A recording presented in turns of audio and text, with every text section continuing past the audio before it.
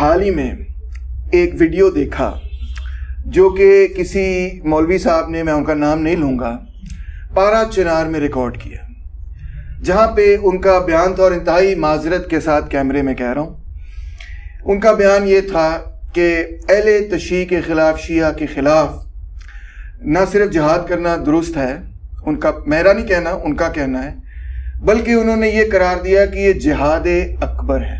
استغفر اللہ۔ اس پر آپ کی رائے چاہتا ہوں کہ یہ کیا معاملہ ہے؟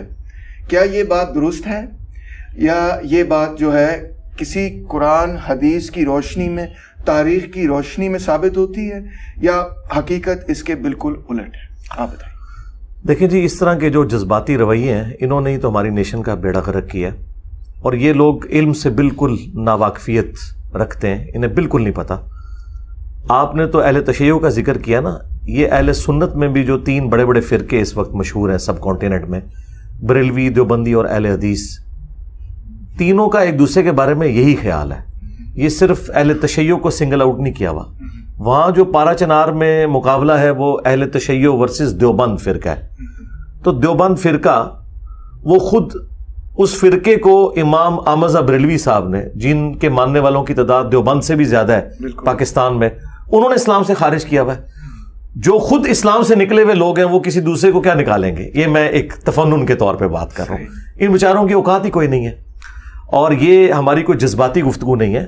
1905 میں احمد بریلوی صاحب نے کتاب لکھی حسام الحرمین، اس میں انہوں نے اس وقت جو علماء دیوبند تھے بڑے بڑے 4، اور 5ویں نمبر پہ انہوں نے غلام احمد قادیانی کو شامل کر کے ان پہ کفر کے فتوے دیے، اور اس وقت کے جو حرمین کے علماء تھے ان سے انہوں نے باقاعدہ تقریض لکھوائی کہ یہ لوگ سب کے سب اسلام سے نکل چکے ہیں، اور وہ کتاب جب منظر عام پر آئی تو پھر دیوبند کے لیے مشکل ہو گئی۔ انہوں نے پھر وہاں عرب کی سرزمین میں رابطے کیے، اس وقت وہاں پہ صوفیوں کی حکومت تھی، آج کل تو وہابی فرقے کی ہے، تو پھر انہوں نے 26 کوشچن ان کو بھیجے کہ آپ بتائیں، آپ پہ تو الزام ہے کہ آپ وہابی ہیں اور آپ دین چھوڑ چکے ہیں۔ تو انہوں نے اس کے جواب میں المہند علی المفند لکھی، اس کتاب کا نام تھا حرمین کی تلوار، یہ تلوار سے نیچے بات نہیں کرتے، تو جواب میں انہوں نے لکھا المہند علی المفند، ہند کی تلوار ایک سٹھیائے ہوئے پاگل بابے کے اوپر، اور وہ انہوں نے احمد بریلوی صاحب کو کہا۔ انہوں نے ان کو کافر قرار دیا۔ انہوں نے جواب میں کہا کہ احمد بریلوی اور ان کی پوری جماعت ایک شیطانی لشکر ہے جو ہم پہ حملہ آور ہو گیا، جس طرح انبیاء کے اوپر شیاطین حملہ آور ہوتے تھے۔ تو یہ ایک دوسرے کو نکالے بیٹھے ہوئے ہیں۔ یہ 1905 کی بات کر رہا ہوں، آج تو ہم بیٹھے ہوئے ہیں 16 جولائی 2023 کے دن، تو یہ ایک دوسرے کو نکالے ہوئے، حالانکہ دونوں حنفی ہیں، دونوں سنی ہیں، ایک ہی امام حنیفہ کے ماننے والے ہیں، ان کی جائز اولاد ہے، ہم ناجائز اولاد نہیں کہتے۔ یہ ایک دوسرے کو اسلام سے نکالے میں، اور پھر اس المہند علی المفند میں علماء دیوبند نے کہا کہ آپ ہمیں وہابی کہہ رہے ہیں، ہم تو محمد بن عبد الوہاب اور ان کی پوری جماعت کو خوارج سمجھتے ہیں، ان کو بھی نکال دیا اس میں سے۔ آج چندوں کی وجہ سے یہ اکٹھے ہیں، جو آپ کو نظر آ رہا ہے چندوں کی وجہ سے، ورنہ یہ ان پرنسپل ایک دوسرے کو مسلمان نہیں سمجھتے۔ تو اگر یہ شیعہ کے بارے میں ایسا کنسیپٹ رکھتے ہیں تو ظاہر ہے کہ یہ باقیوں کو بھی کوئی اسپیس نہیں دیتے، جو اپنے قریبی ہیں ان کو کہاں سے دیں گے؟ ہاں، اسلام میں آپ اس طریقے سے تکفیر کسی کی نہیں کر سکتے۔ اسلام میں داخل کرنے کے لیے جو چیزیں کسی سے منوائی جاتی ہیں نا، جب تک ان چیزوں کا انکار نہ کرے وہ اسلام سے نہیں نکلے گا۔ اور وہ چیز کون سی ہے؟ اللہ، رسول اور قرآن اور آخرت، یہ بنیادی 3 عقائد ہیں، عقیدہ توحید، رسالت اور آخرت، باقی ساری اس کی کورولریز ہیں۔ باقی جو صحابہ کرام کی بنیاد کے اوپر جو اختلافات ہیں، سیدنا علی یا سیدنا ابوبکر کے حوالے سے سنی شیعہ کنفلکٹ ہے، اس سے کوئی اسلام سے نہیں نکلتا۔ زیادہ سے زیادہ آپ کہہ سکتے ہیں کہ میں یہ رائے کے ساتھ ایگری نہیں کرتا، اسلام سے نہیں آپ نکال سکتے۔ اسلام تو اتنا سینسٹیو ہے اس تکفیر کے مسئلے میں کہ بخاری اور مسلم دونوں میں حدیث ہے، اسامہ ابن زید کہتے ہیں کہ ایک جنگ کے دوران جب دو بدو لڑائی ہوئی تو کافر میری تلوار کے نیچے جیسے آیا اس نے کلمہ پڑھ دیا، میں نے پھر بھی اس گمان سے اسے قتل کر دیا کہ اس نے ڈر کے پڑھا ہے، لیکن مجھے بعد میں قلق ہوا اس کا دل میں، تو کسی دن میں نے نبی الاسلام کا موڈ ٹھیک دیکھتے ہوئے یہ آپ کے سامنے مقدمہ رکھا کہ یا رسول اللہ اس طرح مجھ سے میدان جنگ میں ہوا تھا، تو آپ نے فرمایا جب اس نے کلمہ پڑھ دیا تھا تم نے اسے کیوں قتل کیا؟ تو انہوں نے کہا یا رسول اللہ اس نے ڈر کے کلمہ پڑھا تھا۔ آپ نے فرمایا تو نے اس کا دل چیر لیا تھا کہ وہ ڈر کے پڑھ رہا ہے یا بغیر ڈر کے پڑھ رہا ہے؟ اسامہ تو کیا کرے گا جب وہ شخص قیامت کے دن اللہ کی بارگاہ میں تیرے خلاف مقدمہ قائم کرے گا کہ تو نے ایک مسلمان کو قتل کر دیا؟ اور نبی علیہ السلام یہ جملہ रिपीट करते रहे, उसामा तू क्या करेगा, उसामा तू क्या करेगा, उसामा तू क्या करेगा। और हजरत उसामा इब्न ज़ैद कहते हैं मेरे दिल में ख्वाहिश हुई काश आज से पहले मैं काफिर होता, आज ही मैं कलमा पढ़ के मुसलमान होता, ये गुनाह तो मुझसे धुल जाता कि मैंने इतना बड़ा जुर्म किया कि कलमा गो को मार दिया। अच्छा, मैदान जंग में ऐन मुमकिन है उसने डर के ही पड़ा है, लेकिन नबी इस्लाम बेनिफिट ऑफ डाउट ये भी देते हैं कि अगर कोई जान बचाने के लिए भी कह देना मैं मुसलमान हूं, तो आपने उसके ऊपर तलवार नहीं उठानी।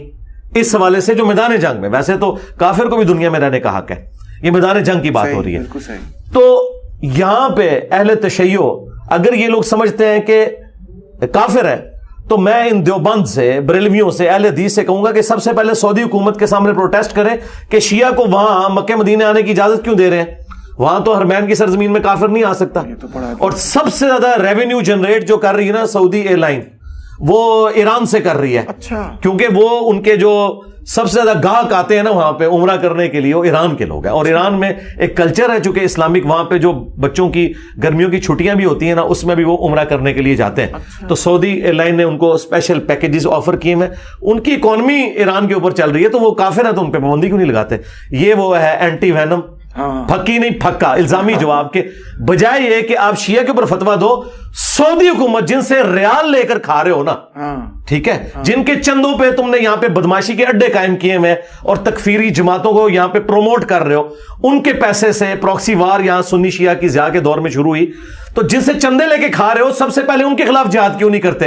ये एंटी वेनम के तौर पे मैं बात कर रहा हूं कि वो तो उन्हें मुसलमान समझते हैं, और तुम इतने जाहिल हो के यहां दूर बैठ के, जहां पे दीन जो है वो इनडायरेक्टली आया गवालों के जरिए, और जहां डायरेक्ट दीन आया है मक्के मदीने में, वो तो इनको मुसलमान ही समझते हैं।